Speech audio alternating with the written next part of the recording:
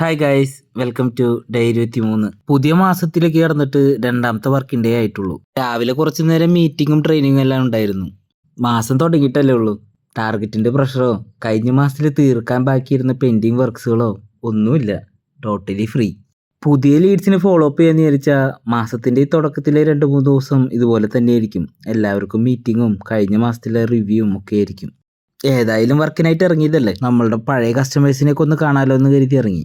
വെറുതെ ഇരിക്കുമ്പോൾ എപ്പോഴും ചെയ്യുന്ന പോലെ ഇനി എന്ത് ചെയ്യണം എന്ന് കുറച്ചു നേരം ആലോചിച്ച് നോക്കി. ആ ഫ്രണ്ട്സ് എന്നോട് പലരും കാണുമ്പോൾ പറയാറുണ്ട് കേട്ടോ, പുതിയ ഫോൺ വാങ്ങൂ, ക്ലാരിറ്റി കുറയുന്നുണ്ടല്ലോ വീഡിയോസിന്, കണ്ടന്റ് എല്ലാം നല്ലതാണെന്നല്ല. പക്ഷെ ഞാൻ ചെക്ക് ചെയ്യുമ്പോഴേ നമ്മളുടെ ഫോണിൽ എടുക്കുന്ന വീഡിയോസിന് ക്ലാരിറ്റി ഉണ്ട്. നമ്മൾ ഈ എഡിറ്റ് ചെയ്യണ ആപ്പും അതിൽ നിന്ന് സേവ് ചെയ്യുമ്പോഴും പോസ്റ്റ് ചെയ്യുമ്പോഴൊക്കെ ക്ലാരിറ്റി പോകുന്നതാണ്. ഞാൻ വേറെ കുറച്ച് ആപ്പുകളെല്ലാം ട്രൈ ചെയ്ത് നോക്കി. പക്ഷെ നമുക്ക് ഈ ഓൺ വോയിസ് റെക്കോർഡ് ചെയ്യുമ്പോൾ ഉള്ള സുഖം ഈ ആപ്പിൽ മാത്രമാണ് കേട്ടോ. ബാക്കി എല്ലാത്തിനും കുറച്ച് പാടുണ്ട് എഡിറ്റിംഗ് എല്ലാം. പക്ഷെ എന്ത് ചെയ്യാം, ഈ ആപ്പിലേക്ക് നമ്മൾ വീഡിയോസ് അപ്ലോഡ് ചെയ്യുമ്പോഴേ ക്ലാരിറ്റി ഇത്തിരി കുറയുന്നുണ്ട്. പിന്നീട് സേവ് ചെയ്യുമ്പോഴും പിന്നെ യൂട്യൂബിൽ അപ്ലോഡ് ചെയ്യുമ്പോഴും കുറയും. വീഡിയോസിലെല്ലാം എന്തെങ്കിലും മാറ്റങ്ങൾ വരുത്തണമെങ്കിൽ നിങ്ങളുടെ അഭിപ്രായം കമന്റിൽ പറയാട്ടോ.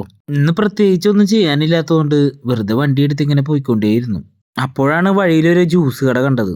എന്നാൽ പിന്നെ കരിമ്പ് ജ്യൂസും കുടിച്ച് ആൾക്ക് കുറച്ച് ബിസിനസ് ഐഡിയയും പറഞ്ഞു കൊടുക്കാമല്ലോ എന്ന് കരുതി ഇറങ്ങി. ഗൈസ്, നമ്മൾ ഈ ബിസിനസ് മേഖലയിൽ വർക്ക് ചെയ്യുന്ന എല്ലാവർക്കും ഉള്ളൊരു പ്രശ്നമാണ് ഇട്ടത്. ആരെ കണ്ടാലും നമ്മൾ ബിസിനസ് ഐഡിയാസ് പറഞ്ഞുകൊണ്ടേയിരിക്കും. പിന്നെ ഈ കരിമ്പ് ജ്യൂസ് ബിസിനസ് ആണെങ്കിൽ നമ്മുടെ 33ാമത്തെ ബിസിനസ് ഐഡിയയിൽ പെട്ടതായിരുന്നു. അങ്ങനെ എന്തൊക്കെ ബിസിനസ് പ്ലാനുകൾ. അങ്ങനെ ബായിക്ക് കുറച്ച് ഐഡിയാസും പറഞ്ഞു കൊടുത്ത് കൂടുതൽ ഡാറ്റാസും കളക്ട് ചെയ്ത് നമ്മൾ അവിടെ നിന്ന് ഇറങ്ങി. നീണ്ടു കിടക്കുന്ന വഴിയിലൂടെ ഇങ്ങനെ പോയിക്കൊണ്ടേയിരുന്നു. പോയി അവസാനം തൃശ്ശൂർ ടൗൺ എത്തി. അപ്പോഴേക്കും വിശന്നു. അപ്പോൾ അടുത്ത് കണ്ട ഒരു കടയിൽ കയറി ചിക്കൻ നൂഡിൽസും കഴിച്ച് ഒന്ന് വിശപ്പടക്കി. തൃശ്ശൂർ വെസ്റ്റ് ഫോർട്ട് ഹോസ്പിറ്റലിന്റെ അടുത്തുള്ള കടയിൽ നിന്നാട്ടോ നമ്മൾ കഴിച്ചത്. കഴിക്കുന്ന ഫുഡും എല്ലാം നമുക്ക് ക്ലെയിം ചെയ്യാൻ പറ്റുന്നതിനാൽ ആവശ്യമുണ്ടെങ്കിലും ഇല്ലെങ്കിലും നമ്മൾ നന്നായി കഴിക്കാറുണ്ട്. പക്ഷെ എന്തൊക്കെ ഓർഡർ ചെയ്താലും ഈ കടയിൽ അധികം ബില്ല് വരുന്നില്ല കേട്ടോ. അതൊരു പ്രത്യേകതയായിട്ട് തോന്നി. വയറ് നിറഞ്ഞു കഴിഞ്ഞപ്പോഴാണ് നമ്മൾ ഓർത്തത്, ഇന്നലെ അപ്പനെല്ലാം കൊണ്ട് പാർക്കിൽ പോയപ്പോൾ ഇലക്ട്രിക്കൽ യൂസ് ചെയ്തിരുന്നു. അത് വളരെ നല്ലതാണെന്ന് വീട്ടിൽ ചെന്നപ്പോൾ പറഞ്ഞിരുന്നു. പറ്റിയാലൊന്ന് വാങ്ങാമെന്നും ഒരു പ്ലാൻ ഉണ്ടായിരുന്നു. എന്നാൽ പിന്നെ നോക്കാമെന്ന് കരുതി നേരെ ഡെക്കാത്തലോണിക്ക് വിട്ടു.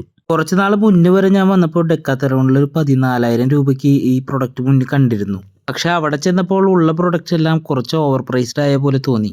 എന്നാൽ പിന്നെ ഓൺലൈനിലെല്ലാം ഒന്നുകൂടെ ചെക്ക് ചെയ്തിട്ട് വാങ്ങാമെന്ന് കരുതി അവിടെ നിന്ന് ഇറങ്ങി. ഓൺലൈനിൽ ചെക്ക് ചെയ്തപ്പോൾ ഏകദേശം ഈ പ്രൈസ് റേഞ്ചിൽ തന്നെയാണ് കേട്ടോ എല്ലാ പ്രൊഡക്ട്സും വരുന്നത്.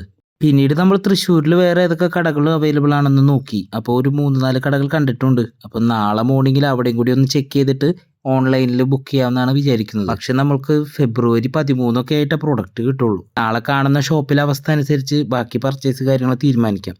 അപ്പോൾ ഇത്രയൊക്കെ ഉള്ള ഗൈസ് ഇന്നത്തെ വിശേഷം. വരുന്ന വഴിക്ക് ഒരു നട്ടർ മീനും വാങ്ങി നേരെ വീട്ടിലേക്ക് വിട്ടു.